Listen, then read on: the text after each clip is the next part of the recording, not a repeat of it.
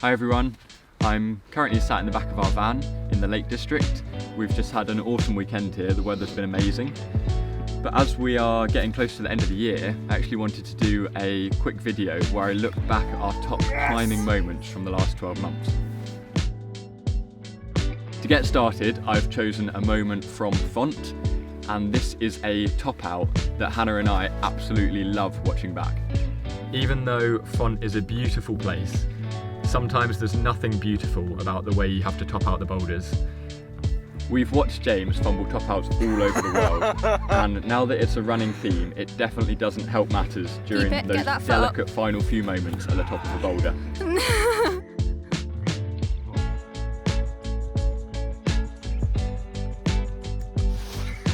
James had spent a solid hour working up a 7A line called Tim Tim, which culminated in a big throw for a really positive lip. We thought it was all over when she got there, but it wasn't. Nice. Come on, James. Yeah, press, press, press. Dip it, dip it. Come on. You can get your belly over, mate. Just get your belly over. Good. Come on. Don't go oblique on me, mate. Good. Get your belly James, over. go on. Get your belly over. James. Mate, just flop it. Push. Good. Good.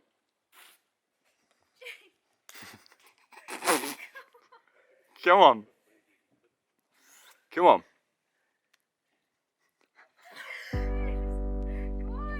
Press it, press it, press it. Yes, yes. That looks good, that looks good. Yes. Come on. No, no, no, no, no. And to make matters even worse, James said that climbers on the other side of the rock started to watch as they could see the top half of his body starting to creep over the boulder. Yeah. Thankfully, James did have another bite of the cherry, and this time a well-placed knee saved the day. Now for one of my own troublesome moments at the top of a boulder, we're going to head to a climb called Osami in Albarracín.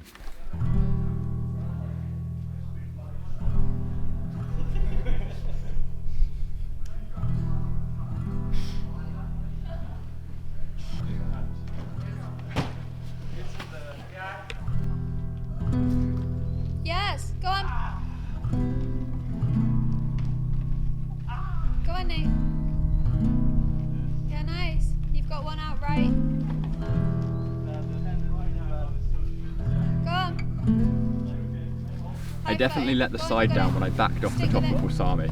It's a 7A plus line, but it's got a clear crux move in the middle, followed by a slabby top out that isn't really that difficult.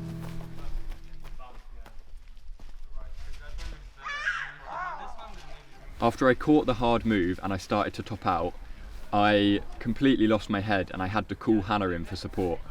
In the end, I think I jumped down about 3 foot, which felt so much higher in my head.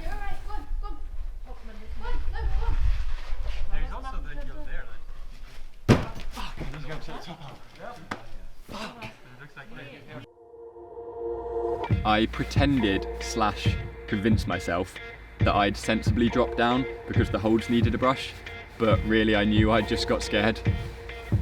Nice, go on, Nate. I was super happy to turn my fortunes around because after several more attempts I caught the dynamic move again, and this time when I caught it I pulled through to the finish, although it was rather unconvincing. You've got it. Go on. Stick with it. You're fine. You're fine. Yep. Yes. Yep. You can get your right foot in your pocket.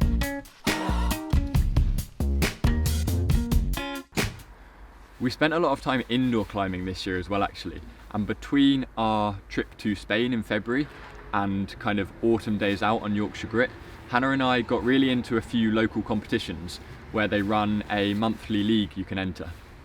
We both tried pretty hard at the Climbing Lab League and also at the Leeds Depot League, and I've chosen an overhanging climb from the Leeds Depot to kind of highlight our time spent indoors. This kind of problem with small holds on an overhang has never normally been my thing, but I got kind of fixated on this climb and I spent several sessions working it. In the end I was really happy when it got done.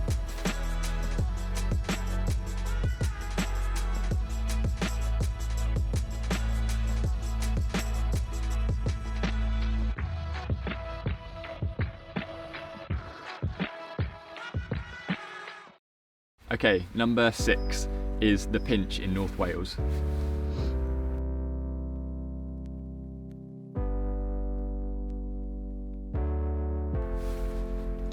Not only is it a picture-perfect boulder in the heart of a Welsh valley, but it was also a lesson in resilience.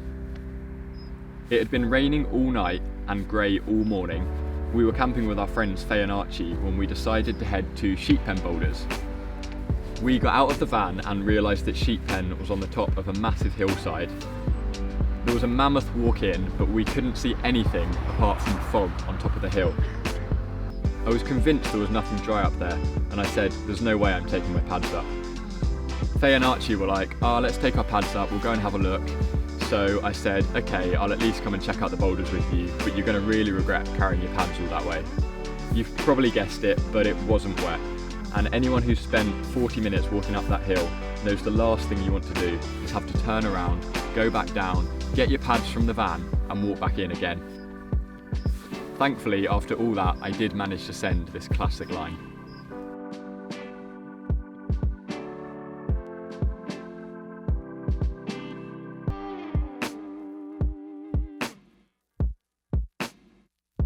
Next up, I want to say how cool it was to watch Hannah climbing in the semi-finals of the City Block Party competition, which is a one-day competition in Leeds.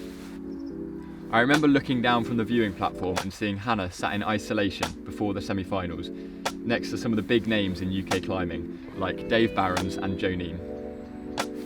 I didn't film much at the event, but I did snap a few pictures at the competition final. Although Hannah didn't make it into the finals, she's improved so much this year and is showing no signs of slowing down.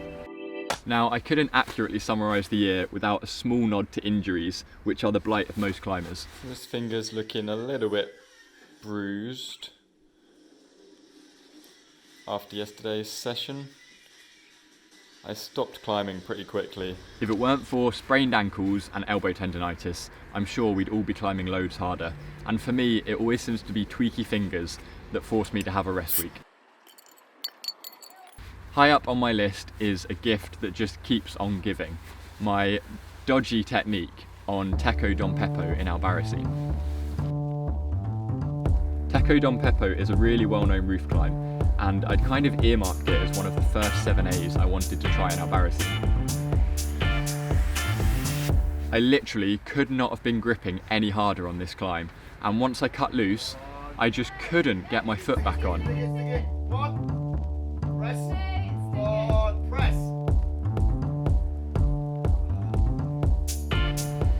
Every time I watch this back, I think it's going to end sooner than it does.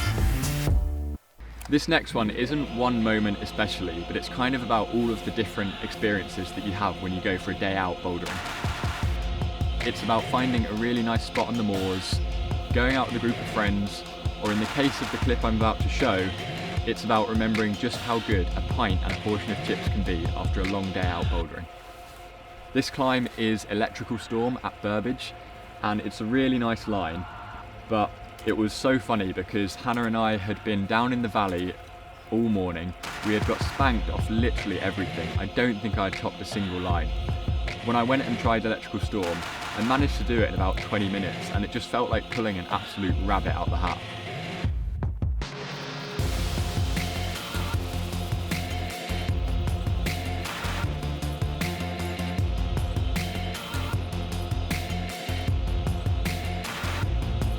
This was kind of a perfect day out because after that we then went to the pub and it became one of our favourite spots in the peak.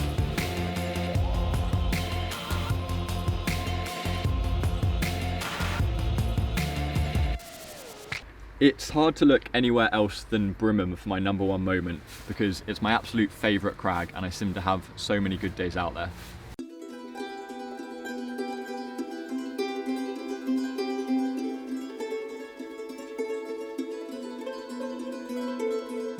I spent 5 or 6 sessions trying this line, and there was one move that just wouldn't go when I tried it from the start.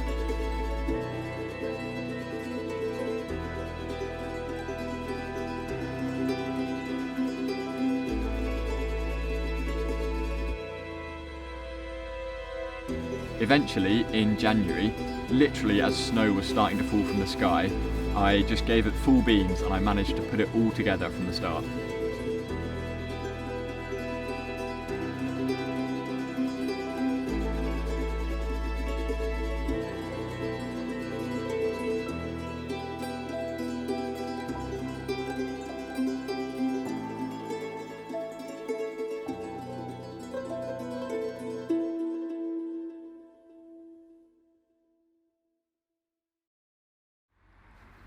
I hope that you enjoyed watching some of my favourite moments, and Hannah and I are going to Font later this month, so we might have a few more good clips to share from there.